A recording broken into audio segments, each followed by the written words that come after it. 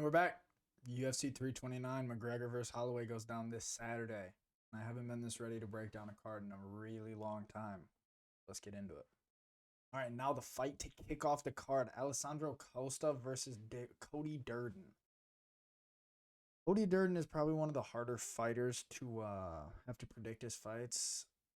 I thought in his last fight against Jafel Fieldhow he was going to get steamrolled. Fieldhow's been pretty good.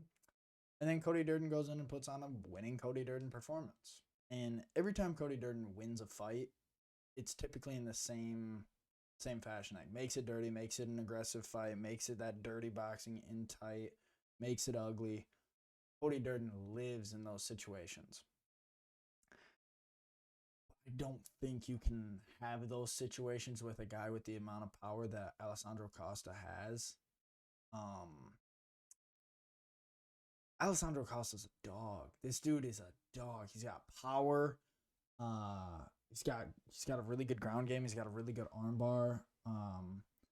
This is his third fight since April, and I want to say his last fight against Matt Schnell, I want to say that was a short notice fight as well, and that was on June 6th, I want to say.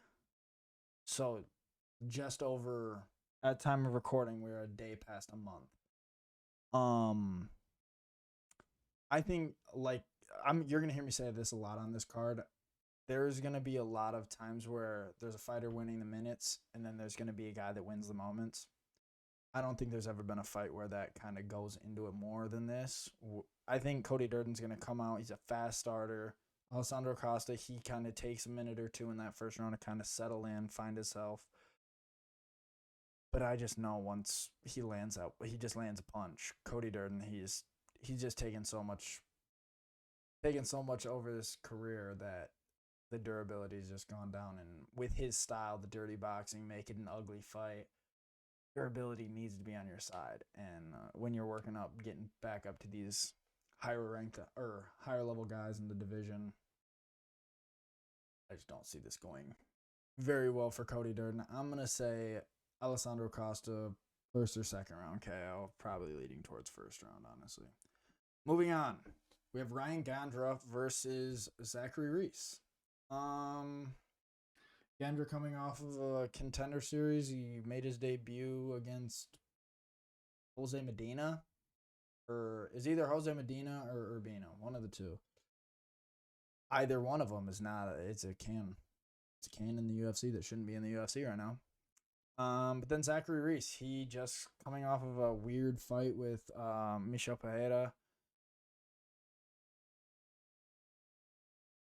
I would say in terms of all well-roundedness, I would give it to Zachary Reese, but 6'4", he has just absolutely no range control, and a guy who strikes like Gandrick, not a very he's a high-level striker, but he's not a polished striker in any means. He's very not unorthodox. He literally just walks at you during strikes. It's not pretty, but he hits hard, and when he lands, you see the record. He's 9-1. I just have a bad feeling that Zachary Reese is gonna be able to, or isn't gonna be able to get away from that being off on the back foot. Because once Ryan Gandra gets you to the fence, it's kind of a matter of time. But if Zachary Reese is gonna do anything in this fight, I think it's gonna come from the body kicks. He throws a really good body kick. He's long. He has good ground game. He has good slams on the ground. But I just don't see this style matchup working for him. I think Ryan Gander is going to walk straight through, get him to the cage, and then chin check him on the cage and kind of go from there. So I'm going to go with Ryan Gander by KO. First two fights on the card, KO. Who would have thought they would stack a McGregor card? Next fight, Frid Basharat. This was supposed to be against Ethan Ewing. John Garza. This kid's 24 years old.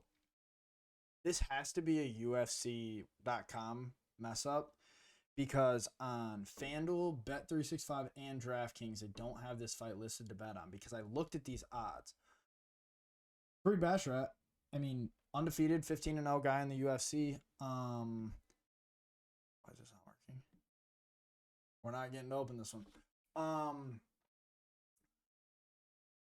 John Garza, he's 6-1, fought in Fury FC. It's all right. I'm not sure if he became the champ or not. But he's only 24 years old, 6-1. He got finished in his second ever pro fight. And the guys that he's been fighting are his last fight, the guy was 8-5. The fight before was 3-3. I don't trust a Fury FC 8-5 type of record to be able to deal with a 15-0 Farid Basharat. I'm not saying Farid Basharat's like his guys that he's beat are just so high level. I'm not saying that at all. He's typically a pretty boring fighter to watch. He's a decision merchant. His last fight against Gene Matsumoto, split decision win. But if the fight comes out and these are the odds, smash Farid Basharat at plus money, because there's literally no way this is real. I don't think they're letting me open this because how much they've messed this up. So I'm taking Farid Basharat. Moving on. We have Mr. Damian Penis. Damian Panas versus Cesar Almeida. Cesar Almeida has a win over Alex Pereira in kickboxing. And your Royval Garwi, who's putting on a show now. But he's fighting Damian Panas, and Panas has looked really good in his fights in the UFC. This is going to be a good striking match, I think. I don't think Almeida is really going to be shooting takedowns because I would say he's the more technical striker. He's fought in Glory, has really good wins in Glory kickboxing, actually. But going back and watching his MMA fights, he gets caught by the same punch every time, and it's a long straight right. And Damian Panas throws a really, really, really good straight right. And it's fast and has a lot of power on it, and has put a lot of his opponents away. Cesar Almeida's taken a little bit of time off since his last fight, so not sure if injury or what. Nas is turning around from a quick fight. Got a first-round finish. I just see Damian Panas getting the win. Too powerful. He's young, up and coming. I think he's going to catch him at that straight right. Maybe not in the first round, but it's going to land. I just don't see Cesar Almeida trying to grapple with him. This is honestly another fight where I could honestly say I think Cesar Almeida is going to be winning the minutes on the feet just because he's that much more technical. But then once it literally is just until Damian Panas lands a right hand. It's literally a matter of time with this type of fight. So moving on, I have Damian Panas by KO in that fight. Moving on. Let's just take a minute to admire for a second.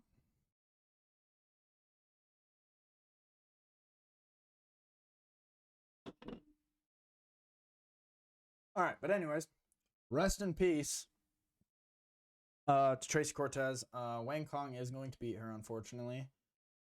My sweet darling's gonna fall once again. It's okay. She multifaceted woman. But yeah, I just think on the feet here, Tracy Cortez, it's very the pitter-pat, fruity pebble punches. A lot of volume, but just nothing's landing. Her method to victory here is definitely through the grappling. I think she has the edge in the grappling. I don't necessarily think she's like a significantly better grappler than Wang Kong. Wang Kong did get subbed in her only loss, but it wasn't off of a takedown. Her takedown defense is really good. She showed that in her last fight against Eduardo Mora. But she got subbed because she got head kicked. Bad beat, but it happens. She was undefeated, probably felt a little bit invincible. Got head kicked into a sub. Kind of shitty. But Tracy Cortez has been fighting much better competition. She hasn't necessarily been winning against that better competition, but you know, it's the thought of her in there with good competition. I hate picking. I mean, in women's fighting, I guess this is like the most ideal thing is like you want the one who has the best chance of winning by a decision. But Wang Kong really has real finishing potential. everywhere the fight goes. She carries good power in her hand. She has good strikes on the outside, switches it up, throws kicks to all 3 levels. It'll be a tough one. We'll probably lose another eyelash. Unfortunate. But I will be going with Wang Kong. I think she's the favorite just by a little bit. Oh, but now moving on to the real prelims. Luke Riley versus Kai Kamaka III. Kai Kamaka still rocking the picture from UFC in 2018, the ESPN Plus deal? Maybe even before that. Who knows?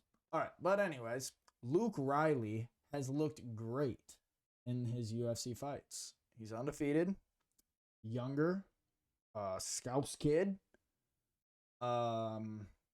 His striking is really beautiful. I'm not gonna lie. He switches it up, throws elbows and knees in close.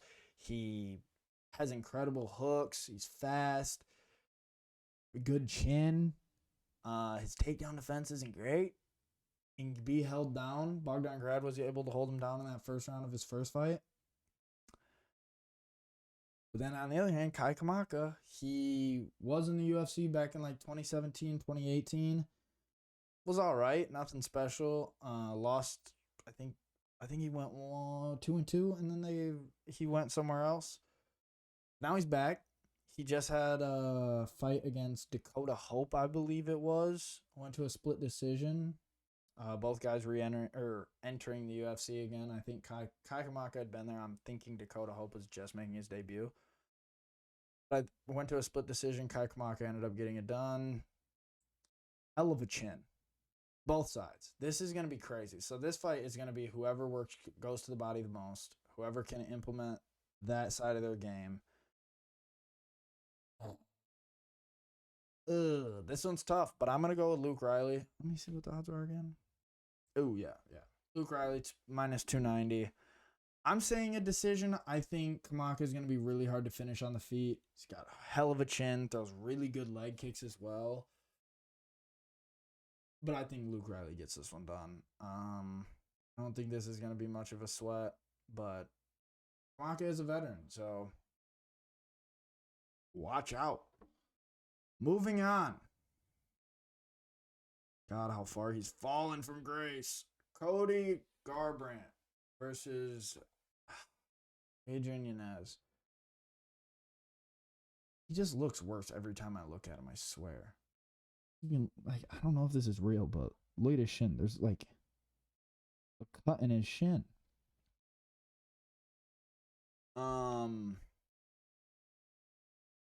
He's gonna lose. Is anyone surprised at this point? Is anyone surprised that Cody Garbrandt's not gonna win a fight right now? Adrian Yanez, fast striker. He's not great either. He fights decent competition. He's 1-3-1, I think, in his last 5. Cody, we're not calling that a win. You're 14-8. That shit was embarrassing. The fact that I won money off of that, I felt defeated, but I won. Weird feeling. I mean, Cody, he's a bit of a glass cannon at this point. He's got incredible power. He's still fast. He moves well. He throws unorthodox punches. He's everything I remember him to be. I don't know what went wrong. Yeah, it sucks. You see the odds. The odds are lopsided. He's what? Yeah. 425, and he's in 1-3 in his last 4. Just Cody, that was the worst he's ever looked in his career, in my opinion, in the last fight. Long Zhao, I think, got kicked in the nuts 4 times. They take enough points from him that Cody just wins after he lost every round. I think they gave him the 3rd. He took another kick, a low kick, and they get the break, and then they just run out and just jump into each other. There's no technique. It's just run and jump into each other. And as a person who's fought well over 10 times in the UFC, There's no coaching. So I'll be going with Adrian Yanez. Watching one of my favorite childhood fighters just fall farther and farther. We're not even going to break this fight down. This isn't even the real odds. He just broke the record at minus 4,000 odds. Alicia Ellison, I think you got a cool story. I feel bad for you. You're in the Army where you're a cop. Provided for your mom. I think that's awesome. Just got into martial arts a little too late in life. Especially for... At the low end of heavyweight, it's always just the same guys getting... Guys making their debut like, oh, this guy looks sick on the Contender Series. Let's give him Alicia Ellison. Let's give him Max Jimenez. Just those guys that are just there to be beat, and they'll never match an Alicia Ellison up with a Max Jimenez. So that does suck. But, yeah, Gable Steveson, he's going to win however he wants, I guess. Okay.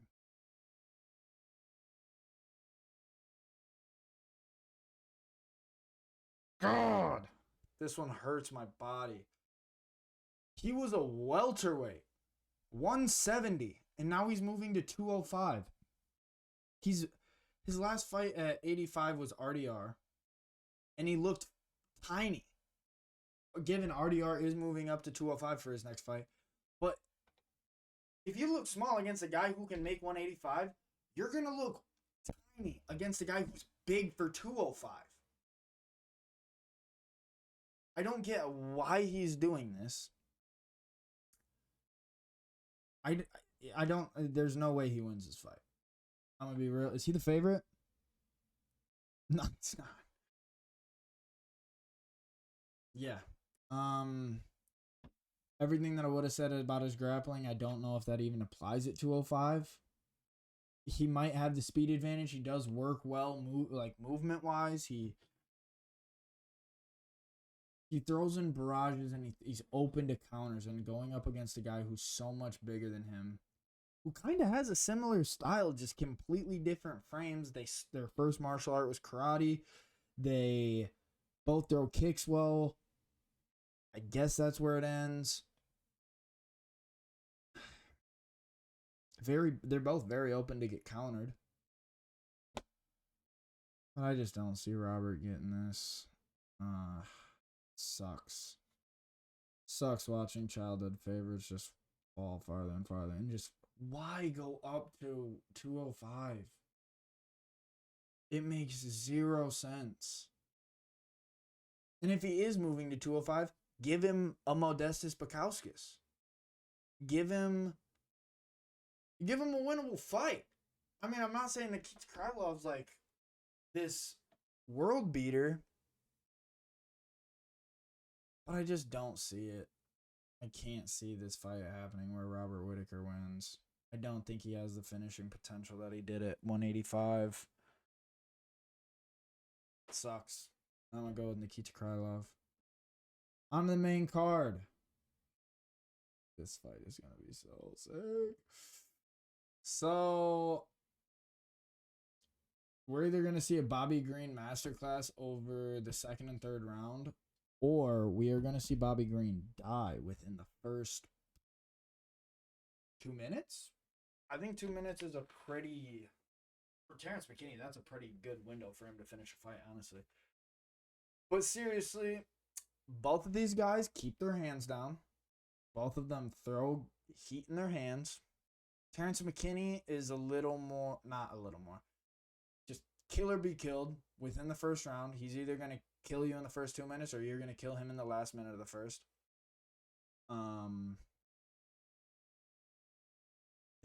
Terrence's durability is not very good. His cardio is not very good.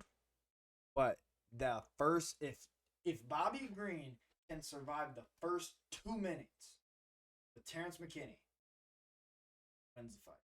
Simple as that. But Bobby Green's style for Terrence McKinney's style terrifies me. Hands down, very lax movement, very just like slipping shots, just move back, just out of range. Shots just barely missing him. You can't afford to have barely misses with Terrence McKinney because he's just constantly coming forward and he's just so explosive and powerful and every other thing. But I'm going Terrence McKinney in the first round. You favorite 150? Minus 150? Yeah. Yeah, I'm going Terrence McKinney first round. Finish. I think even if they get into like a scrambling situation, I think that'd be fun. Both of them are very fun scramblers to watch. We watched Bobby Green in his last fight. I'm not calling him Green. We watched Bobby Green in his last fight out scramble and just looked really good, honestly. Terrence McKinney in his last fight, literally none of the punches landed.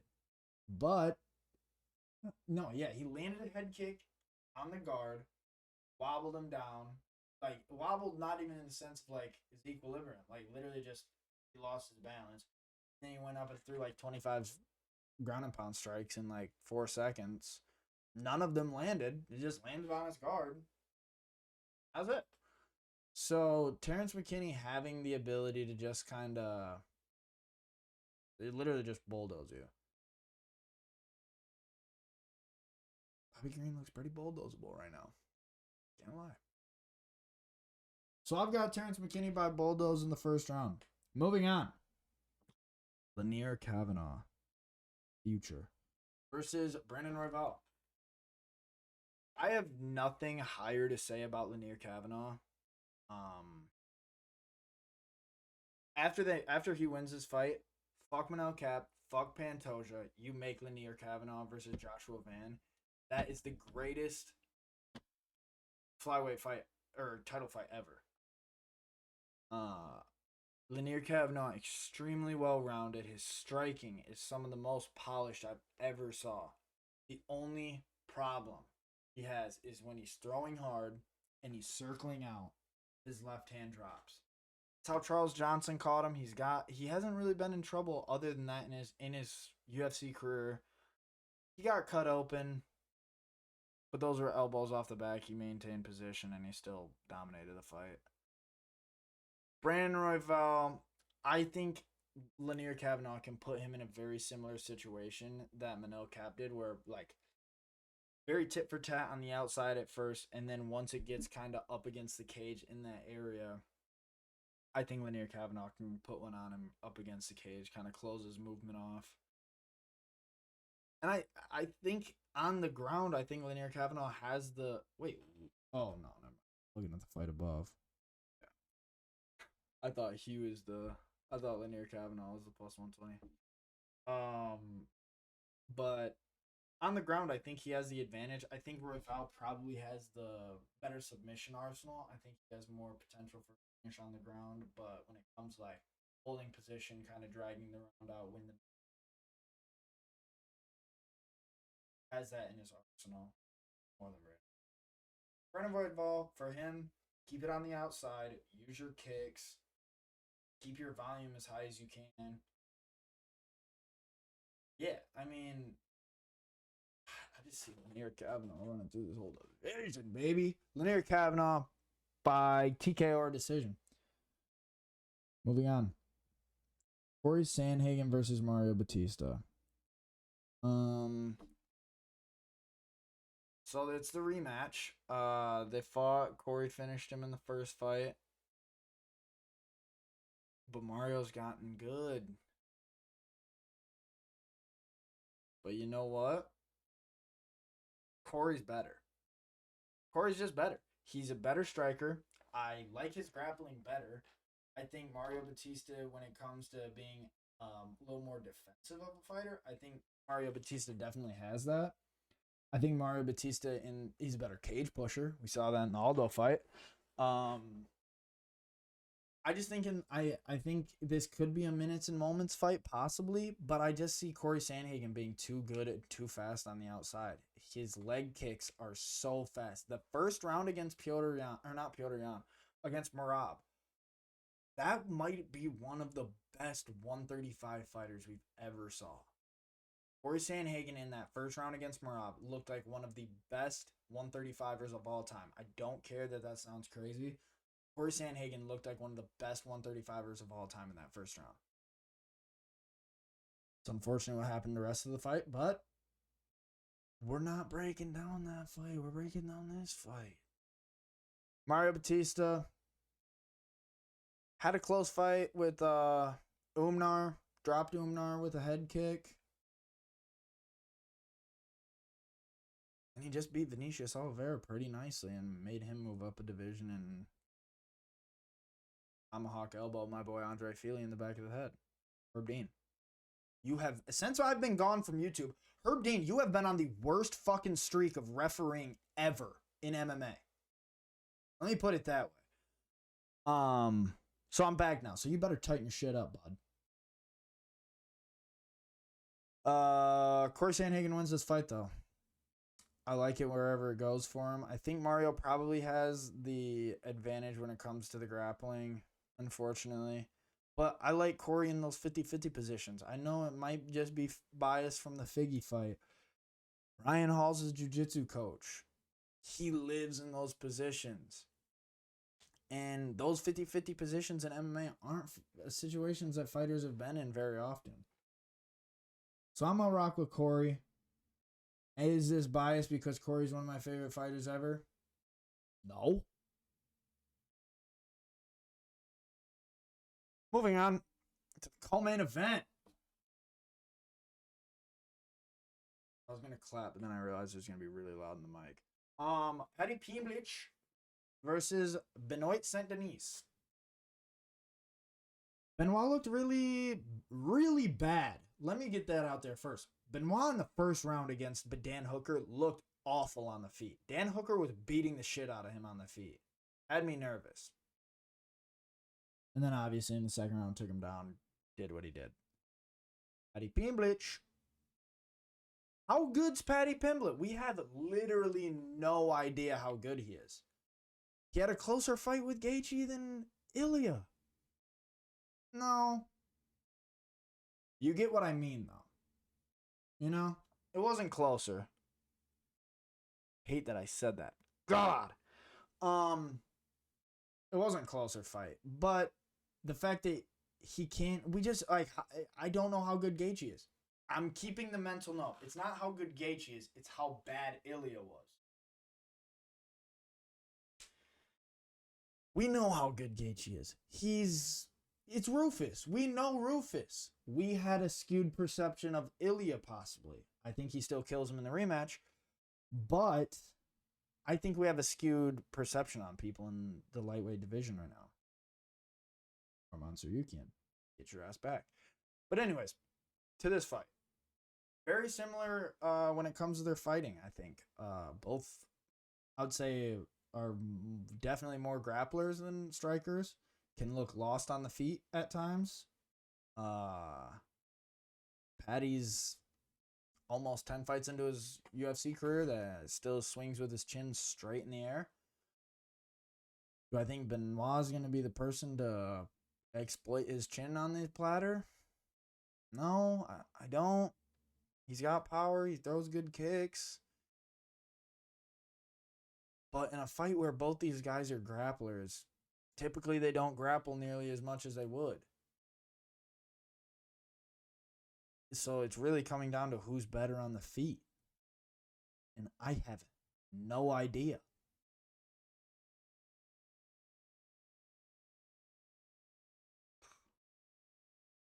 I was going to take Benoit if he was the underdog. And then I could say I'm taking him because he's the underdog. But I'm going to take Benoit. Anyways.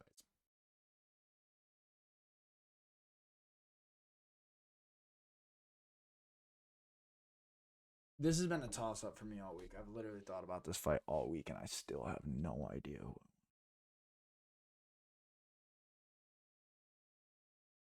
Where's your head at? Where's your head at? Give me Benoit. Sorry. Conor McGregor. It's Max Holloway. This is crazy. This is crazy. This is crazy. How many times can I say it? This is crazy. I never thought I would see the Mac back. But the Mac is back. This fight's at 170.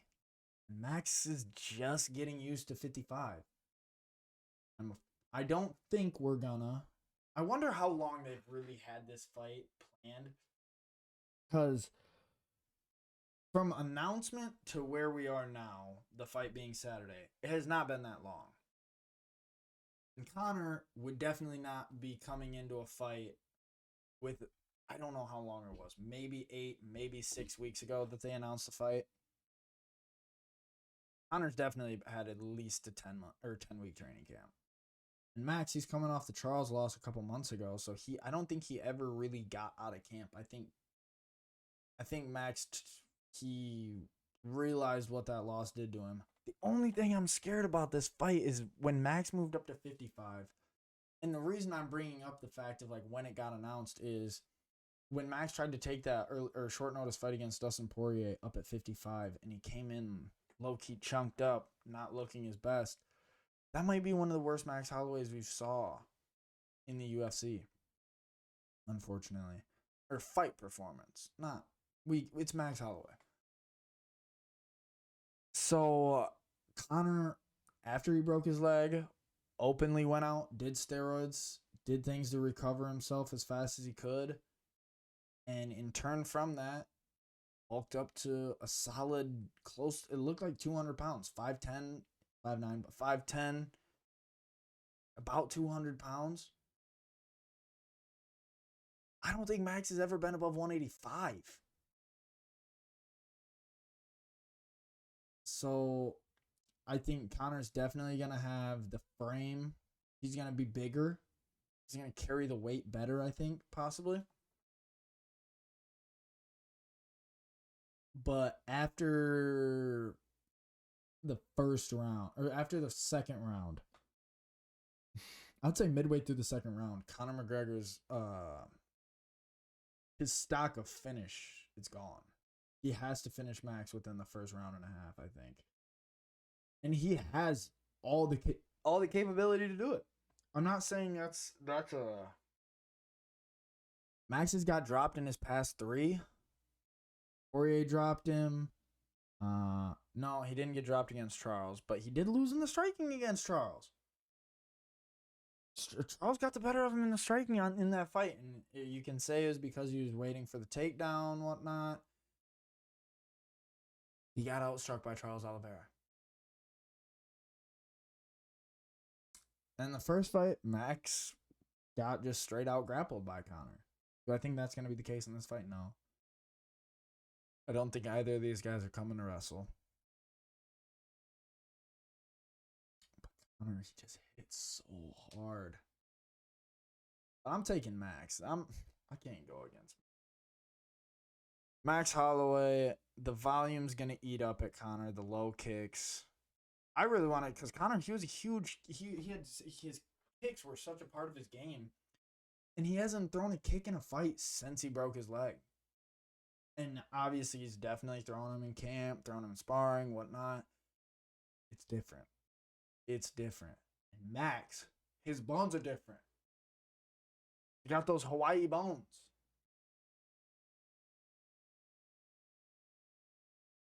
Max's chin's been cracked. Yeah, Conor McGregor's not winning. As cool as that would be to have the Mac, because if you think Conor wins this fight, and this is at 70, Conor wins this fight, Islam beats Gary. They make Islam versus Conor for the 50 or for the 70 championship, and then it's Conor versus a Russian again, and then that's a third White House card, essentially. This is gonna pull. I had so many people coming or asking me, "Oh, why didn't they put Conor McGregor versus Max on the White House card? Why wouldn't they do that? That would be so cool. That would have made the card so much better." They didn't need to make the card any better. Having Conor McGregor versus Max Holloway, it's not even a title fight, and it's headlining the card, and it's not even close. Like this is the craziest thing. Is like this is one of the best cards we've had all year, and there's not a championship on it. Are we getting to the point where the fighters are bigger than the champions? Or bigger than the championship itself? I don't think so. But if Cyril Gane's the heavyweight championship, or if he's the champion, people are going to be watching Alex Pereira at heavyweight a whole lot more than they would want to watch Cyril Gane. Who knows? I've got Max Holloway winning this fight. I think it's either going to be a fourth, fifth round finish, or it's going to be a decision for Max Holloway. Talk so much, I'm making myself yawn. But yeah, good to be back on YouTube.